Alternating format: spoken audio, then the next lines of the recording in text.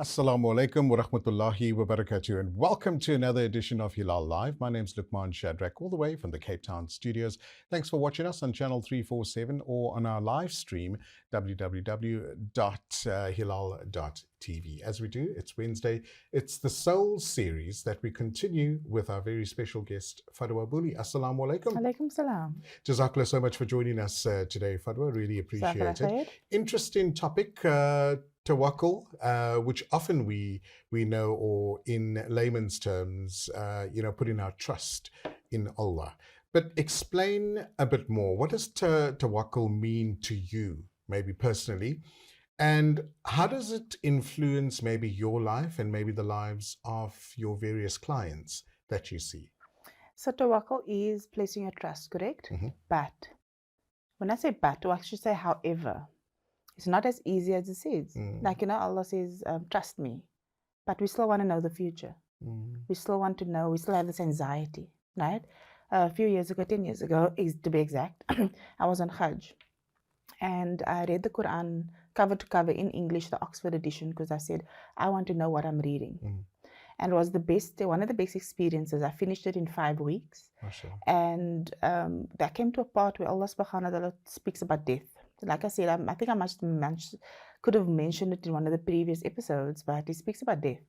And he says that when we are looking at the past and trying to change the past, right, we are not happy what he has written. And like if we're saying, if only that one didn't go out there at that time, you wouldn't have been stabbed or killed or out to war. And if only, we do the if only thing, should have, could have, would have, if only, right? And that means that I am unhappy. I mean, you are unhappy what I have written. And then I looked at depression. What about depression? Is people always looking in the past and say, I should have done this, I could have done this better, and why didn't I? Now, if that was written and we're going back in the past in depression, that means where was the tawakkul at the time? Or where's the tawakkul now, right? And then if you look at anxiety, what is anxiety? Trying to control the future, trying to prevent things because we want to feel safe in our environment. And this is what I always ask clients when they say that I should do it like this and I should do it like that. And I say, okay, so you think your way is better than Allah's way. No, I didn't say that. I said, but that's the energy you're giving off. Because if you're trying to control everything, that means you're not trusting. And if everything is written in life, then we should trust, because Allah subhanahu wa ta'ala placed that specific thing on our path, and He won't give us something that we can't handle or what we can't carry. Because I think that's what it boils down to, is being in control, having some sort of control when it comes to how we live our life, our children, our partners, or maybe control is too strong of a word, but having some direction. Yes. And knowing what the outcome is going to be. Absolutely. So you see, maybe control isn't too strong a word, because some mothers want to control the kids, some wives want to control their husbands, some husbands want to control their wives, some fathers want to control their children as well. So it is a matter of control, because they're so scared the kids are not going to do what they think is best for the situation or for themselves, but more it's about themselves and not the children. So that's control, right? So taking that experience of yours into consideration, so that was a challenge that you went through. How did you navigate through that challenge? The challenge is, like I said, that dark night of the soul, when you're thinking, Allah, like, this is hectic, because yes, I live with tawakkul. And when things unfold, other people won't understand your journey, right? And I had to just say, Allah, my journey is my Tajud Musla. That is like a thing where I do. If I could, I would do it daily. If I miss it, I'm sometimes very sad about it during the day, but then I think, okay, maybe Allah wanted me to have that sleep, or I needed the sleep, and my body was too tired to get up. But that is a thing. Like when I travel as well, I go into the space of, on the plane, tawakkul, trusting that plane is going to take off, trusting that plane is going to fly to my destination, trusting that I'm safe in the air, and knowing that there's malaikas holding that plane to get to that destination. And yet we do have our du'as that we make prior to engaging in any aspect of our life. Yes, and the du'as, like, I get a lot of clients when they come in with their du'as and they say, but I recited this, that was happening at that time, but I recited. And I said, okay, you were reciting, but do you have tawakkul knowing that Allah is going to protect you with those du'as? It's like somebody wearing a tawiz, for instance, right? They put so much faith in the tawiz. The tawiz is a placebo. That's a placebo effect. Yes, it's maybe Arabic written inside, but who's the actual protector? Like people ask me, do you give tawiz? I say, no, I don't. Because only Allah can protect us, not a tawiz, not anything else. Correct. Even a dua that you recite, you're not even guaranteed that it's going to work. Sure. Because only Allah will say kun fayakun. So with tawakkul, in that moment of fear, in that moment of grief, in that moment of despair, when we are turning to Allah subhanahu wa ta'ala, we need to know with conviction that He is going to protect us and not have an ounce of doubt. So the tawakkul is, the way I view it is, I know that Allah's got my back. And I know He's protecting me. And all I need to do is hand over and say, now I surrender. Very interesting. Our WhatsApp line's open as well. If you'd like to contribute in any way, you're more than welcome to join us. 079 085 2511. 079 085 2511. Your WhatsApps will come directly to me and I will read them out. Unfortunately, no phone calls, only WhatsApp messages. We do appreciate that. Striking that balance between taking necessary actions and then also putting your trust in Allah. That is what we struggle with, yes. I think, more than anything, more than as much as we can believe in tawakkul. Talk to us a little about that. So I'm going to give you an example because the story is popping up in my mind, right? So just after Hajj, I'm standing on Arafah. I was so grateful. Like I'm thinking, out of all these thousands of South Africans, I was chosen to stand on Arafah at that specific day. And I said, Ya Allah, I'm so grateful. I want to run. This is now when I made the decision. I want to run the Two Oceans half marathon for you, 21 kilometers. Now, I'm not a runner at the time, right. But I feel so inspired to do this.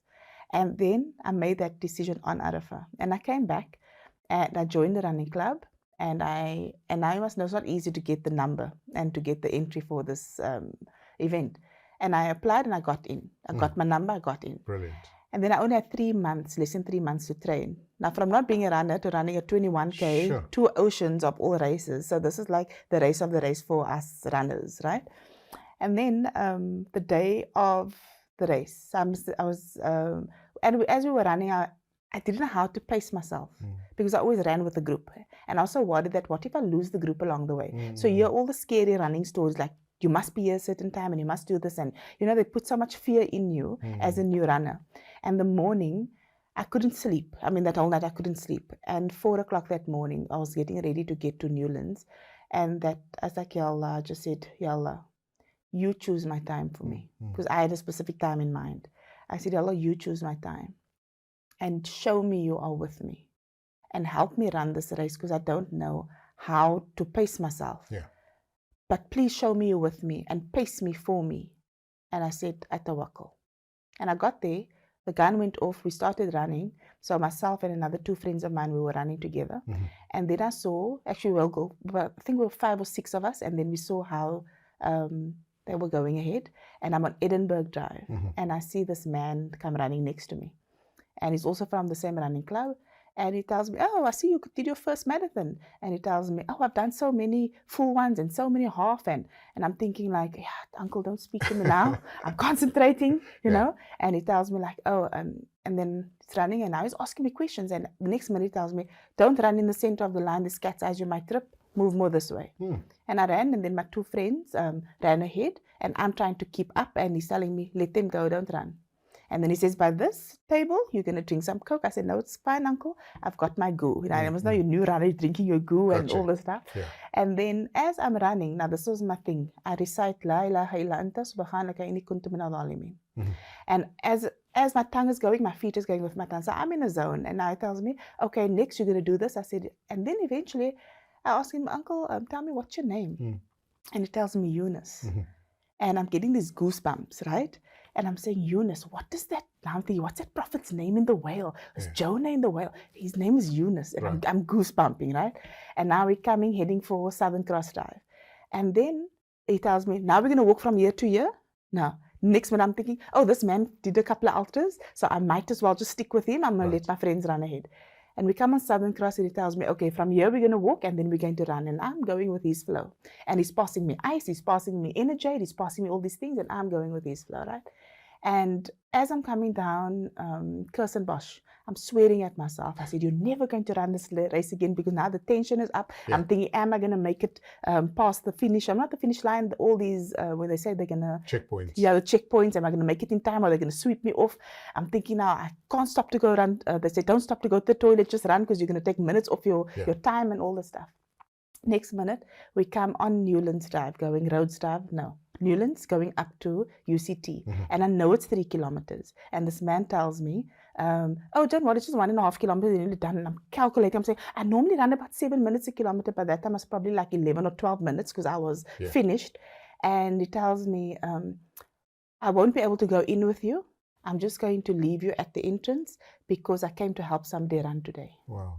And the man didn't have a number. Amazing. And up till today, he was my guardian angel on earth. And that is Tawakkul. Because I finished the race a sub 3. I came in 10 or 20 minutes before cutoff, right? And I did it. And the promise I made to Allah, because all I did was burst into tears when I finished, is that I said, Allah, I want to do this for you. He made it possible for me, because I asked him, show me you're with me. And by me saying, La ilaha illa anta subhanaka inni kuntu minal, he sent me a Yunus. Nabi Yunus alayhi salam recited that to while he was in the whale's stomach. MashaAllah. Prophet, beautiful, beautiful story. We're chatting to Fadwa Booley on the Soul series. Thanks for joining us on Hilaal Live. After the break, we continue with our topic today of Tawakkul, and we chat. Do join us on the WhatsApp line. Let us know your thoughts about today's topic as well. You are still watching us on Hilaal Live. Assalamu alaikum, and welcome back to Hilaal Live. Thanks for joining us on channel 347 on DSTV. Remember, the WhatsApp line is open. It's the Soul series with Fadwa Booley. If you'd like to correspond with us, 079-085-2511. That's the all-important WhatsApp number that you can send your comments, opinions, or questions through to Fadwa in studio, and she will try her level best to answer some of your questions. We're talking about Tawakkul in today's episode, and we'd like your thoughts around this very important topic. Fadwa, thanks once again for coming into studio. Really appreciate it. Before the break, we gave examples about your personal experience, but also what this means in various other people's lives as well.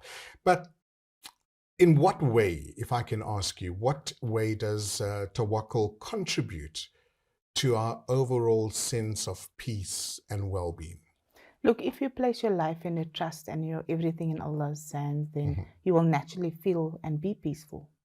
That's what my experience. Right. When we want to control things, if you want to control anything, that means you're going to have to control everybody around you. Yeah. And even like one day I heard someone tell me, like, don't say this because then it's going to trigger that person. I'm thinking, this person is trying to tell me what I should think and say. How that person reacts to it triggers his responsibility, is not mine. Correct. And this is what a lot of people pleasers do, and codependency behavior patterns, especially people that work on eggshells, walk on eggshells, is like they tell everybody, they try and be something because they don't want to trigger anybody else. And is that Tawakkul really? You know, so now I need to control you so that you can, or they tell you something like, if you didn't say that, then I wouldn't react like this. No, that's toxic behavior patterns. Or they say, look what you made me do. I didn't make you do anything. You chose to do that and that bad behavior. So when they start shifting the blame, then they use that type of thing, and then they're not trusting their own selves, and they're not trusting Allah in the process, because now I need to control you because you said something and you threw me off. Your emotional reactions to things is your responsibility. Same with life, it is your responsibility. If things are not working for you, or if you're in a toxic environment, or you are unhappy, who are you going to blame? Do you blame everybody else but yourself? Or do you turn to Allah in that process and say, Allah, if this is good for me, keep me here, but if it's not good, then rather remove me. So when you get removed, or when things turn out a different way, you need to know and have the trust that that is Tawakkul. Allah did what's best for you and is written what's best for you because He inspired you to think a different manner. Of course, of course. For those that are unfamiliar with the word Tawakkul or the belief in Tawakkul, what's the easiest or simplest way to explain that to someone? I would say trust, man, trust. That's the short version. It's the short version. I'd give them examples. I'd ask them things and say, okay, let's look at prayers that you have done before. Which of those prayers has been answered? And they will go back and they will search in their files. They will, And then they'll say, yes, I've done. I said, and did you trust Allah at that moment? They will tell me, most of them are honest. Some of them said, yes, I did. And then I said, now you see, because you trusted, you got what you wanted. Something I told the client early on, I was online with the client of Switzerland, and I gave her some advice about 2 months ago. And I said, all you need to do is detach and tawakkul. And we were talking about that very topic.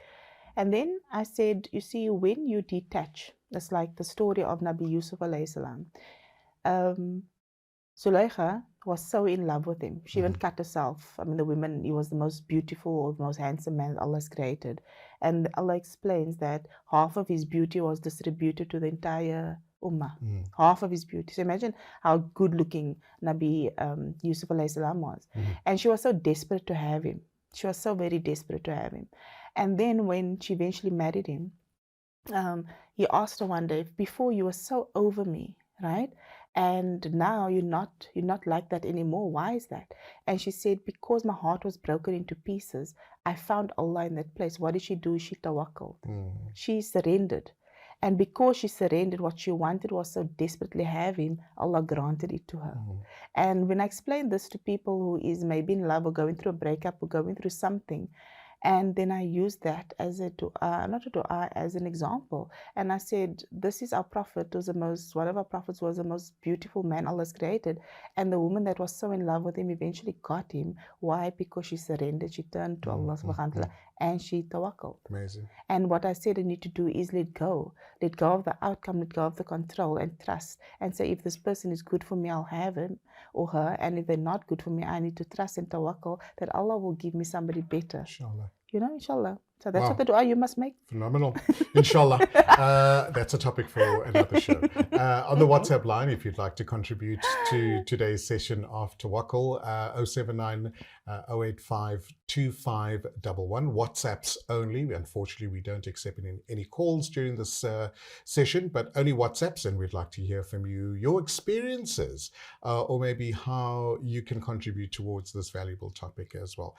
Fadwa, how can one cultivate and strengthen our tawakkul in life? I mean, especially during certain times of uncertainty. There are times that our life does a bit of a roller coaster, and during those down moments, that's when we start to question everything. Yes. And I would imagine our tawakkul is the first thing that gets questioned. Absolutely, the tawakkul is, but you must remember the test that we go through. And did you know when you're in pain, and I don't know, go inflict pain on yourself, when you're in pain, your du'as is actually mustajab. When you have got a broken heart, Allah is closer to you than anything else. And then I was telling my friend that, and she said, now, okay, Fadwa, maybe change that narrative because you don't want to attract that to yourself, which is true. But in that time of despair, like you're saying, in time of when everything's looking down, you just need to, all you need is just a mustard seed of faith. It's just one mustard seed. I know tiny is a mustard seed.